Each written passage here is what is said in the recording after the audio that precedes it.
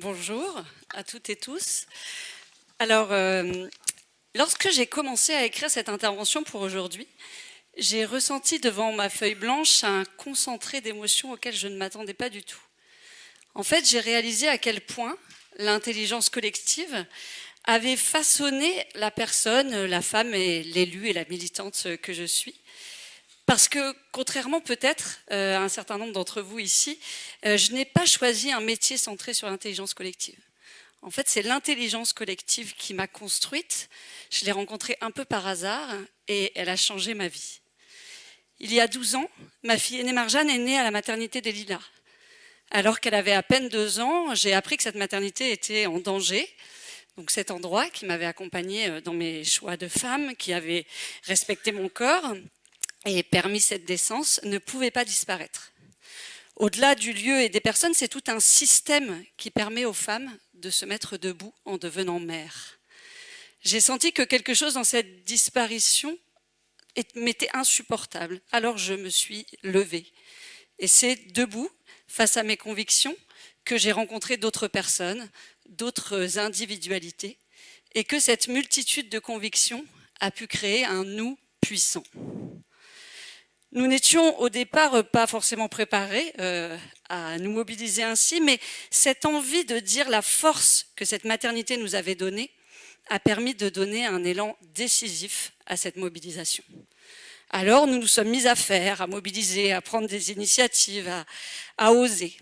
Et pourtant, au départ, je ne connaissais pas grand-chose à la communication, ni même à l'organisation d'événements et encore moins aux relations presse. Mais peu importe, parce que le collectif possédait l'intégralité de ses compétences et que ce collectif décuplait nos forces individuelles. Moi, à ce moment-là, je me suis sentie capable de coordonner ce collectif qui venait de naître. Je ne connaissais pas non plus grand-chose ni grand monde au Lilas, mais je me suis quand même retrouvée sur la scène du théâtre à animer un concert avec Catherine Ringer d'Erita Mitsuko, les Têtes Raides et puis bien d'autres artistes. Avec d'autres, nous avons aussi imaginé des mobilisations toutes plus insolites les unes que les autres, puisque nous avons fait faussement accoucher des femmes dans la rue, nous avons campé devant le ministère de la Santé, où nous sommes montés sur le toit de ce même ministère pour y accrocher une banderole. Je venais de découvrir l'intelligence collective, alors même que j'en connaissais à peine le nom. Et elle ne m'a plus quittée. Toutes les histoires que j'ai vécues ensuite se sont écrites à plusieurs. Lorsque j'ai rejoint l'équipe municipale des Lilas, c'est une volonté collective comparable qui m'a convaincue. L'idée de faire ensemble, d'aller au-delà des propositions de chacune et de chacun, de co-construire une vision forte de l'interaction du groupe et de la défendre ensemble. J'ai eu aussi beaucoup de chance, puisque les égos forcément très présents en politique se sont mis au service du projet. Si, je vous jure. Et inconsciemment, c'est cette garantie-là que je venais chercher auprès de mes collègues élus.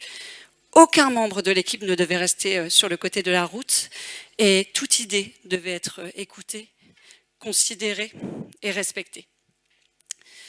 Quand mon mandat a démarré, j'ai eu besoin d'élargir ce cercle d'intelligence collective qui alimentait ma démarche. Recevoir les familles, les habitantes et les habitants des Lilas, les écouter, leur demander finalement ce qu'ils attendaient de moi a été un enjeu primordial de ce début de mandat. Parce que le pouvoir d'une élue locale perd vite de son intérêt s'il s'éloigne du collectif qu'il représente. Un collectif ne peut pas en occulter un autre et toutes les expériences sont complémentaires. J'ai aussi eu besoin de continuer mon engagement militant, d'aller écouter, observer et me nourrir des interactions qui font celle que je suis. Et c'est donc au sein d'un collectif féministe que j'ai poursuivi mon apprentissage de l'intelligence collective. Quand j'ai participé à la création donc du collectif Nous Toutes, j'étais en quelque sorte une féministe débutante. Je ne maîtrisais pas tous les codes, mais ma détermination était immense. Il me semblait vital de faire lever le niveau de conscience sur les violences sexistes et sexuelles que vivent les femmes dans cette société. Vital. Et du coup, il y avait quelque chose de grisant dans cet objectif parce qu'il nécessitait d'être nombreuses et présentes partout, de pouvoir faire et faire savoir, de pouvoir dire et être repris dans les médias.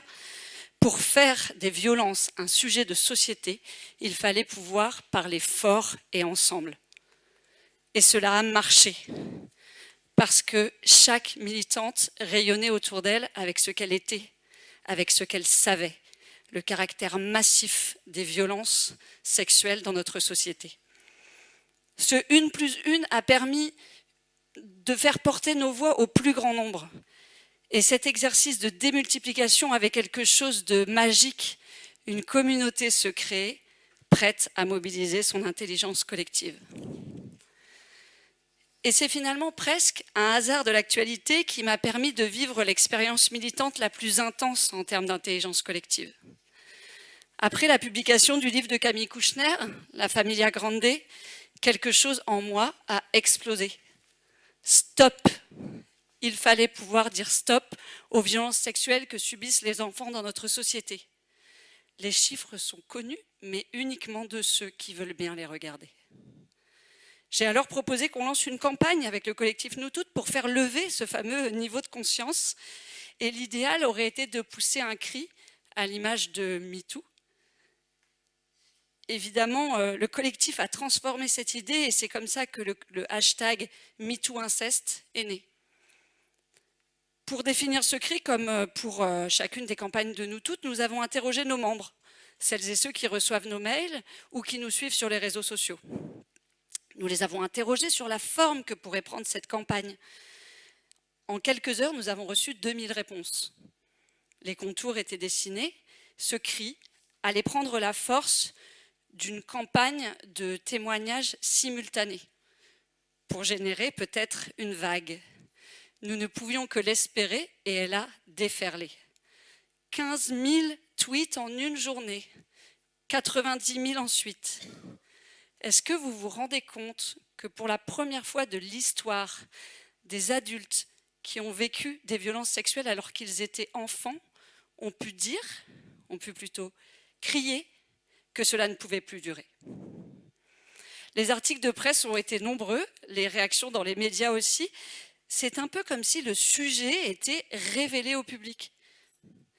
Pendant les jours qui ont suivi, j'ai reçu une vingtaine de messages de mes proches me demandant si les chiffres qu'on entendait, en France, 1 enfant sur 5 connaîtra des violences sexuelles. 10 millions d'adultes ont subi des violences sexuelles lorsqu'ils étaient enfants, en France. Est-ce que ces chiffres-là étaient réels? Pourtant, les associations et les experts les répètent depuis des années. Mais c'est un peu comme si ce message ne pouvait passer que comme ça. Cette mobilisation a même déclenché une réaction du président de la République et du Premier ministre, c'est dire. Le sentiment que j'ai eu, celui d'avoir co-créé une réalité nouvelle, une réalité où les violences sexuelles sur les enfants pourraient avoir une place. Et ça n'est pas dû uniquement à ma détermination, mais à la force des compétences individuelles qui ont été mises bout à bout pour que cette campagne ait lieu, pour qu'elle puisse se construire aussi vite et que les déterminations de chacune et de chacun aboutissent à ce grand cri que personne n'a pu ignorer. Il y a une liberté dans le militantisme à faire vivre cette intelligence collective, mais je suis convaincue qu'elle est transposable partout. Je suis sûre aussi de pouvoir l'utiliser dans ma vie politique au Lila, avec les habitantes et les habitants, avec mes collègues élus et avec les services de la ville. Pourvu qu'en tant qu'élu, j'accepte de mettre ma fonction, mes compétences et mes convictions au service d'une dynamique collective. J'en ai de très bons exemples avec la communauté éducative des Lilas. Quand de ma place, je m'interroge par exemple sur les cours des écoles, sur ce premier partage de l'espace public entre les filles et les garçons, les petits et les grands. J'en suis au stade de l'idée. Quand je le partage avec le directeur de l'école, les équipes enseignantes, les animatrices, les animateurs et les enfants, se dessine un projet. Et quand les compétences individuelles et l'envie de faire se mettent bout à bout et vont les unes vers les autres, se concrétise une action. Edith Maruet-Jules, qui est géographe du genre et qui nous a accompagnés sur cette question et sur ce projet, pourrait dire à quel point, sans cette envie commune, sans cette vision très forte, collective, rien n'aurait été possible. Même le Covid, le non-brassage, même la Covid, le non-brassage et les masques n'ont pas eu raison de cela. Depuis peu, les élèves de l'école Paul Langevin au Lilas partagent différemment la cour. Quand en tant qu'élue à l'égalité femmes-hommes et à la lutte contre les violences, je donne une orientation à ma politique, je dois toujours penser à y intégrer cette dimension collective. On parle beaucoup de démocratie participative, mais la faire vivre est un véritable défi. Si je veux participer à la lutte contre les violences, je dois avant tout créer un langage commun pour rassembler les volontés, faire une place à chacune et à chacun et favoriser le partage de compétences. Les idées doivent servir ou peuvent servir à faire lever le niveau de conscience, mais seulement si on se fait, nous, politiques, la promesse de faire de la place à d'autres, la promesse de permettre que ces idées vivent en dehors de nous et pas seulement dans nos collectivités, et la promesse que ces idées se transforment systématiquement en action. Sinon, elles seront juste jolies sur nos supports de communication.